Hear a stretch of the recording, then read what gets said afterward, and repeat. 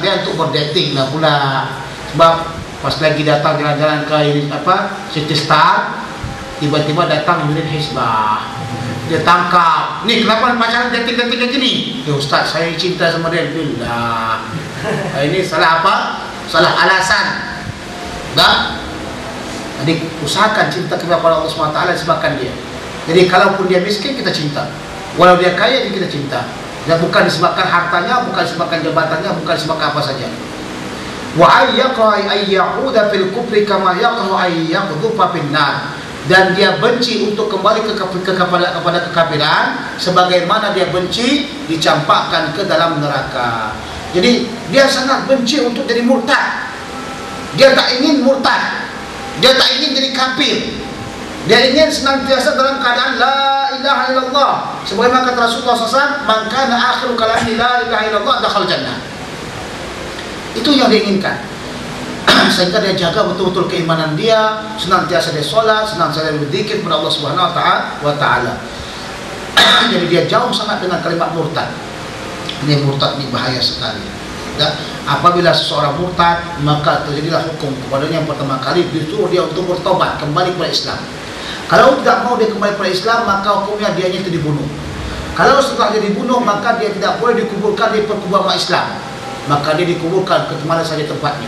Bahkan sebagian ulama mengatakan boleh dikasih kepada anjing atau hewan mana saja supaya dimakan. Nah, ini bahaya waliyadu billah. Kata Rasulullah SAW, man badala dinahu faqtuluh. Siapa yang menukarkan agamanya, adalah kamu bunuh dia. Waliyadu billah.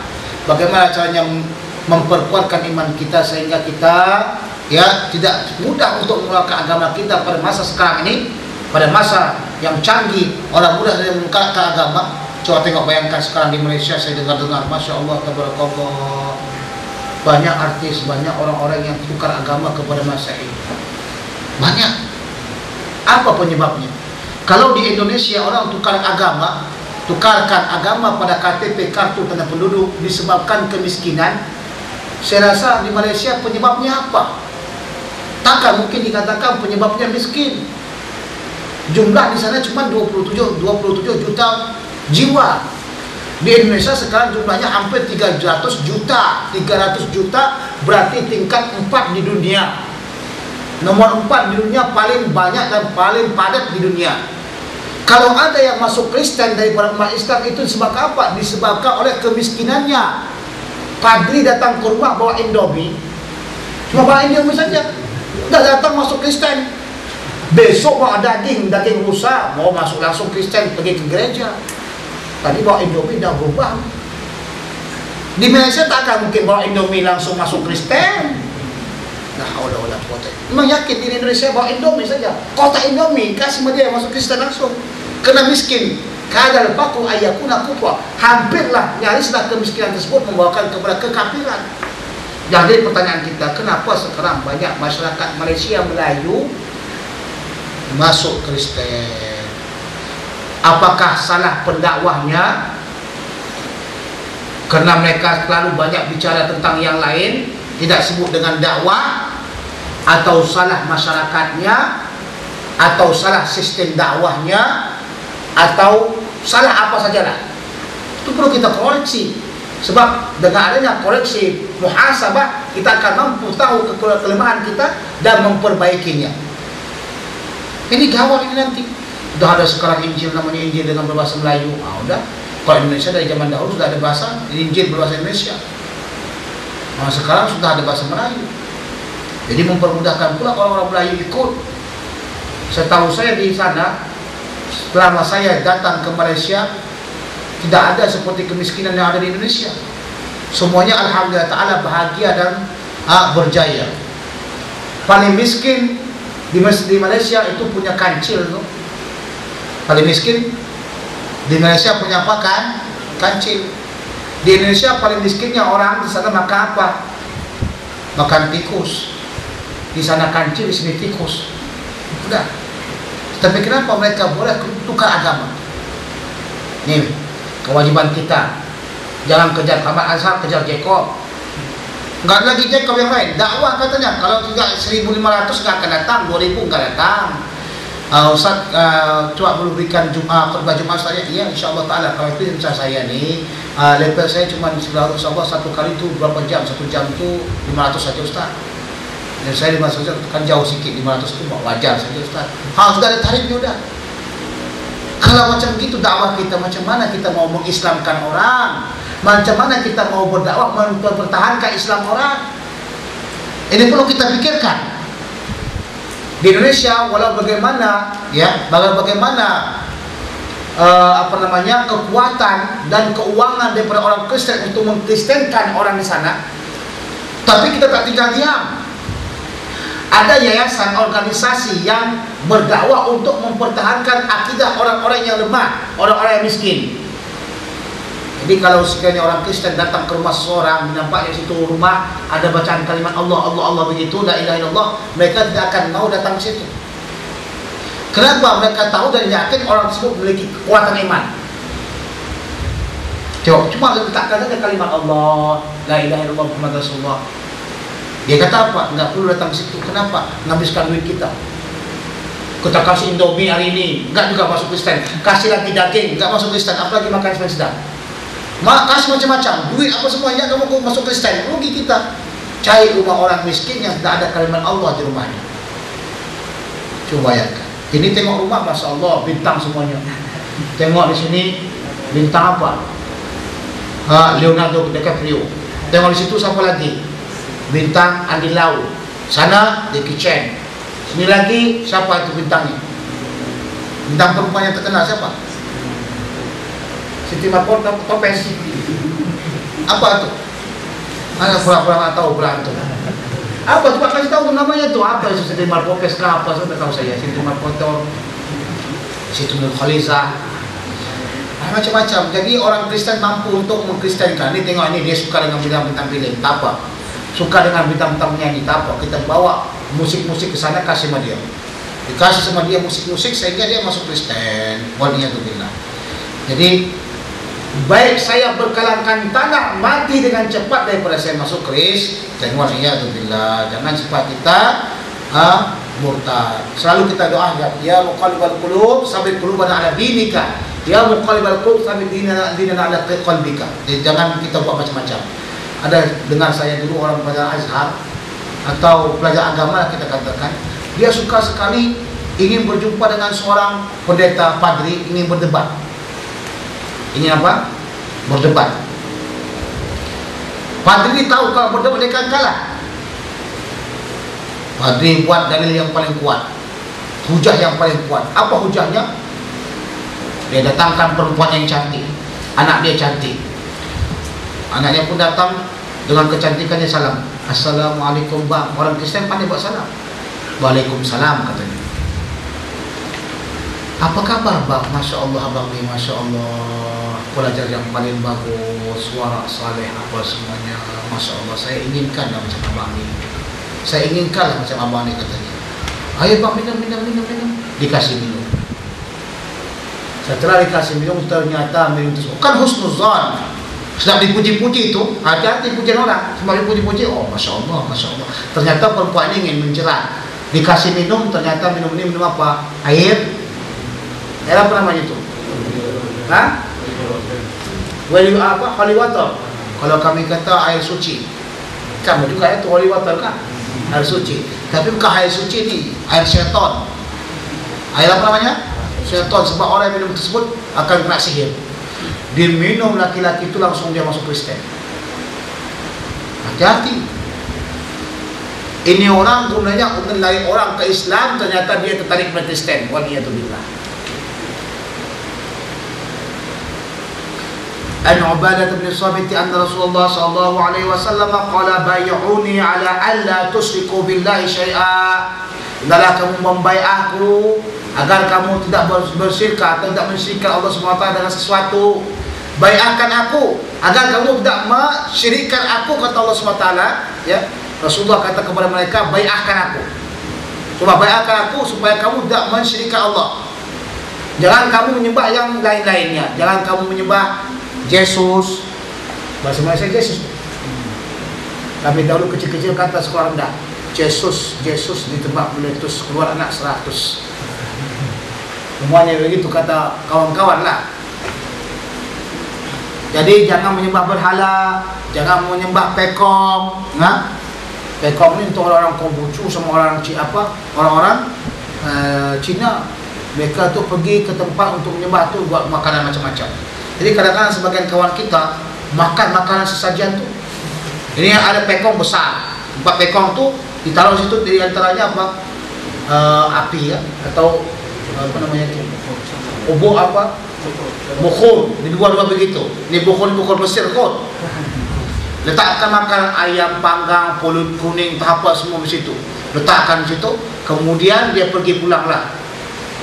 Terus tu yang kawan kita ni, wah santapnya masya Allah, wah habis semuanya, tulang juga habis. Besok-besoknya datang orang Cina tu, masya Allah Tuhanku kuat makan rupanya ada. Ternyata orang lain makannya, bodoh mereka. Wala tasriqu, jangan kau mencuri. Kebanyakan orang cuma paham mencuri itu adalah mencuri benda. Salah. Ini pelajar-pelajar Azhar umpamanya ya, yang kerja nanti Jacob ke, beri pemerintah ke, jangan fikir yang mencuri itu adalah mencuri benda. Orang yang termasuk mencuri adalah kalau kamu kerja di pemerintahan, wajib datang jam 8, kemudian kamu datang jam 9. Itu juga pencuri. Pencuri. Haram hukumnya kau makan uang tersebut, kerana itu adalah uang rakyat. Kau pandai cakaplah, ini pemimpin, Perdana Menteri pencuri. Tak benar, tak adil. Kau juga sama saja pencuri. Kalau kau di situ sama juga seperti dia. Buktinya kamu datang mengajar jam 9. Itu kalau sekiranya kamu kerja di pemerintahan, ya, kerja di pemerintahan. Kecuali kalau kamu memang kerja di swasta, buka klinik umpamanya, atau klinik, buka rumah sakit swasta. Mau jam berapa saja kau datang silahkan, itu punya kau. Jam 10 malam kau datang silahkan. Tapi jangan heran kalau sekiranya orang tak akan datang ke sekolah kamu atau tidak datang ke mustasbahnya kamu. Dah? Tapi kalau punya pemerintah, kamu mesti sesuai dengan waktu. Jangan kau mencuri. Mencuri salam silahkan, mencuri ayam jangan. Mencuri salam silahkan, mencuri ayam jangan. Dengarkan kata-kata saya ini dengan betul. Nanti terjadi seperti kejadian di Indonesia. Ustaznya kata, wahai anak-anakku, kalau kita mencuri salam ni boleh, katanya. Ada rupanya anaknya dalam ketiduran, agak-agak begitu dengarnya, oh ustaz kata mencuri ayam boleh. Pulang daripada mengaji, dia pergi ke belakang rumah orang, dapat masuk kepada kandang rumah orang, dia ambil ayam orang dengan apa? Ambil pupuk bawang, kasih gini, anaknya. Pingsan ayam tu diambilnya. Ketahuan, kenapa kau curi ayam? Dia kata, guru saya kata, disunatkan kita mencuri ayam. Padahal ni murid apa? Ngantuk. Nah? Assalamualaikum kata sini, waalaikumsalam. Di sana jawab.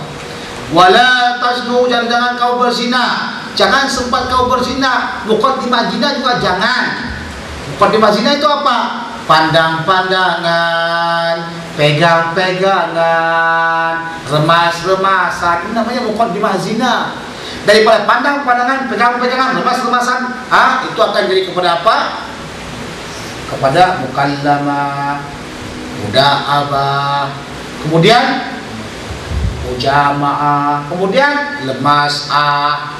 Itu jadinya. Ini namanya muqaddimah sughra, ini muqaddimah kubra. Haram hukumnya. Wala taznu.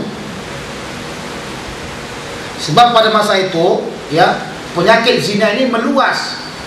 Anak kecil umur 11 tahun, masya Allah, hebat. Pada zaman dahulu, umur 10 tahun sudah power, pandai berzina. Itulah masyarakat dahulu. Maka Rasulullah kata, wala taznu, jangan kau berzina. Pada zaman kita ini masih alhamdulillah ta'ala belum lagi tahu kan. Di Malaysia insyaAllah ta'ala tahu tak ada orang umur 11 tahun pandai macam-macam? Tahu tak? Di Indonesia sekarang sudah mulai. Di Indonesia sekarang Masya Allah sudah mulai. Gara-gara siapa? Itulah gara-gara siapa? Ariel apa itu? Ariel Potter Pan. Yang Potter Pan. Gara-gara Ariel ni, anak-anak muda ini, anak-anak kecil umur 9 tahun kejadian. Asal saya baca berita di Indonesia, umur 7 tahun memperkosa umur 5 tahun. Wah. Umur 9 tahun perkosa umur 7 tahun. Makin banyak kes anak-anak yang memperkosa. Gara-gara apa? Gara-gara memasyarakatkan zina dan menzinakan masyarakat. Ini kalau binatang-binatang film, kalau dia berzina, buatkan video, ini boleh membahayakan. Kalau kamu berzina, silahkan berzina pada tempat yang tidak diketahui orang dan tidak diketahui oleh Allah SWT. Silahkan. Mampu.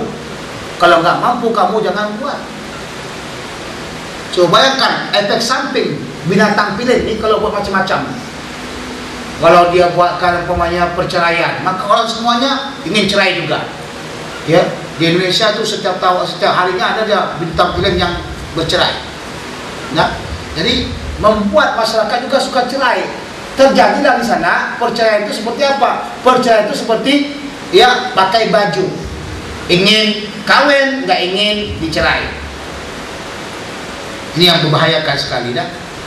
Waliyadzubillah. Jadi mohonlah tengok budak-budak sekarang ni dah, jangan tengok-tengok macam-macam. Anak kecil pun tengok gambar lucah, masya-Allah. Astagfirullah. Pernah saya di Japozik masuk internet, nak ingin telefon apa begitu. Tiba-tiba di sebelah saya banyak anak kecil, umurnya mungkin 5 tahun, kecil-kecil semuanya. Mereka kok kecil-kecil kan kumpul sama-sama.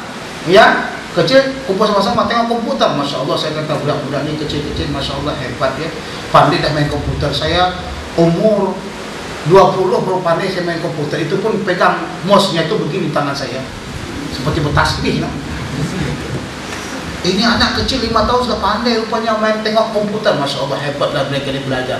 Ternyata tengok-tengok mereka ketawa-ketawa dari tadi nggak habis-habis, ketawa-ketawa nggak habis-habis.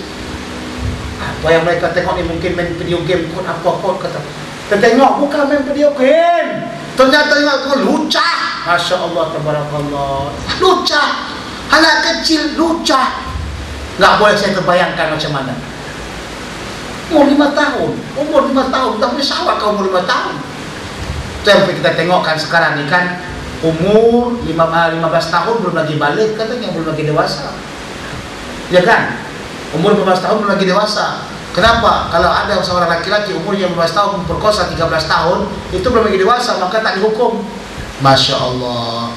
Padahal dah, minta maaf lah, lebat dah seperti hutan simpan. Anak seperti itu perlu diajar, masukkan ke penjara. Kalau tidak akan meresahkan masyarakat, menyebarkan penyakit masyarakat.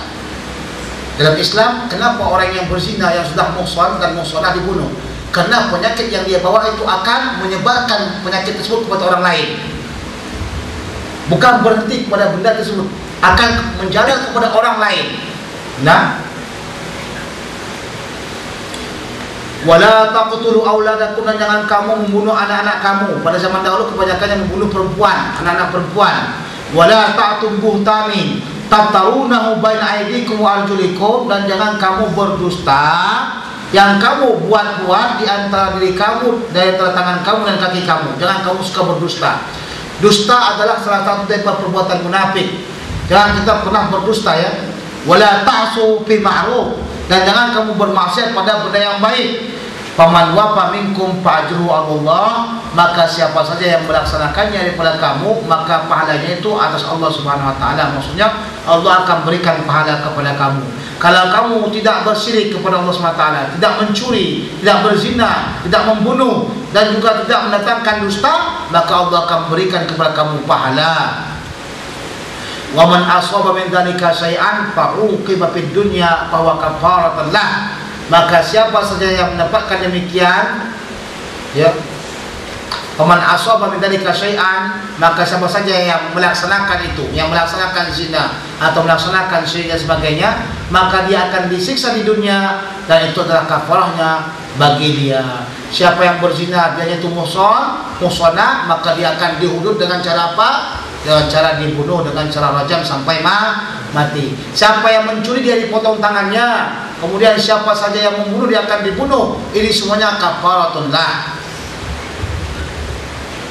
Wa man asaba min dzalika syai'an thumma satarahu Allah azza wa jalla fa huwa ila Allah in syaa'a 'afa 'anhu wa in syaa'a aqabahu. Siapa saja yang memperbuat demikian kemudian dia tutup atau Allah SWT tutup akannya. Jadi dia buat maksiat, dia berzina, Masya Allah setiap malam memang kerjanya berzina terus, gonta-ganti. Ini Amerika sudah, Cina pun sudah juga. Tendon apa lagi? Ini nak tengok dulu Nigeria. Wah, sudah Nigeria. Kata orang sedap tak sedap? Tes dahulu, kata dia gitu. Tukang zina. Setelah lama kedemikian seperti itu, dia bertobat, ya Allah, astagfirullahaladzim, ya Allah. Kalau dahulu kan setiap malamnya gonta-ganti, sekarang aku gonta-ganti zikir. Hari ini astagfirullah, besoknya la ilaha illallah, sebagainya. Istighfar. Maka Allah tutupkan dosa dia. Allah tutupkan dosa dia. Tidak ada orang satu pun yang melihat. Tidak ada satu orang pun yang tahu. Tidak ada satu orang pun yang mendengar. Kalau Allah inginkan, maka Allah ampunkan dia. Dan kalau Allah inginkan, maka Allah siksa dia. Jadi sebaik-baik kalau kita kata berbuat dosa itu jangan nampakkan ke orang. Kalau kamu tidak nampakkan ke orang, maka Allah akan tutupkan dosa kamu. Dan kalau kamu minta kepada Allah keampunan, maka Allah akan ampunkan dosa kamu. Tapi kalau kamu berdosa, kamu pamerkan kepada orang lain, kamu anggarkan kepada orang lain, Masya Allah, tabarakallah. Nah, begitu kata dia. Malam tadi, wah, kenapa banyak orang Cina? Sudah, betul katanya. Waliyatubillah. Dia cintakan keseronokan dia kepada zina. Waliyatubillah. Tahukah kau kenapa? Ni kereta ni, ini hasil pencurian ni. Tengok hebatnya tu macam mana. Robin Hood, kalah. Dia kata, wah, ngaku hebat dengan hasil pencurian. Itu tak boleh, haram punya. Kalau orang seperti itu, bila ketahuan dengan akuan dia sendiri, maka dia akan ditangkap dan akan dipotong tangan dia. Jadi kalau seorang berzina, kalau dia tak mengaku, tak akan dihukum. Daripada zaman Rasulullah SAW ada 3 orang yang dihukum wajib. Ketiga-tiganya itu mengaku mereka bahwa mereka itu melaksanakan maksiat. Maka Rasulullah SAW melaksanakan hudud kepada mereka. Jadi tidak ada namanya, kalau kita kata ya, di zaman Rasulullah itu tidak ada yang namanya 4 saksi kepada orang yang berzina, tidak ada. Semuanya dengan pengakuan. Kenapa? Pengakuan. Itu yang dikatakan paling susah dan paling sulit untuk melaksanakan hukum hudud dengan 4 saksi. Paling susah. Kecuali kalau memang dia buatkan tengah-tengah jalan. Nah, kita buat tengah jalan sana jadi. Itu memang perlu lagi hukum hudud tu, dah banyak tengok. Tapi kalau sekiranya di dalam tempat yang lain, mereka dalam tempat, itu paling susah. Para ulama kata apabila kemaksiatan, zina dan sebagainya itu telah ada di pinggir jalan, maka tak lama lagi azab Allah akan turun ke situ.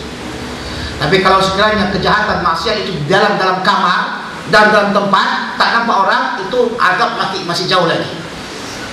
Masih apa aja? Jauh. Sebab itulah kalau kamu seorang laki-laki muslim di Malaysia tengok maksiat tengah jalan, langsung amal ma'ruf nahi munkar. Tengok duduk pinta di depan tepi jalan, cium-cium. Kata begitu, itu perlu tangkap itu. Perlu apa tangkap bagaimana dia buat maksiat di pinggir jalan. Kalau dia nak bercium kan, nak buat apa ke saja, tak apa-apa nak buatnya, silakan di kamar, tak masalah. Kalau kita tak nampak, sudah. Tapi kalau dah maksiat di pinggir jalan, maka azab Allah dekat dah. Azab Allah sudah dekat. Tengoklah macam mana Aceh. Tengok macam mana kepada Allah SWT kirimkan sama mereka. Allah kirimkan kepada mereka apa? Tsunami. Di sana anak kecil umur 10 tahun sudah menghisap ganja. Biasa begitu. Kenapa saya tahu? Karena saya berada di sebelah dengan mereka. Kampung saya ini sepadan dengan Aceh. Anak kecil menghisap ganja. Apalagi orang tua umur 80 tahun pun menghisap ganja. Itu udah biasa itu sama mereka. Tidak haram bagi mereka itu. Udah jalan-jalan begitu hisap ganja dahulu tidak ada haram. Jadi Allah SWT kirimkan kepada mereka tamu yang tak diundang. Nah, demikian juga zina. Zina tidak ada orang yang memandang. Kalau sekalian zina itu nampak orang langsung, itu ditangkap langsung dan dihukum.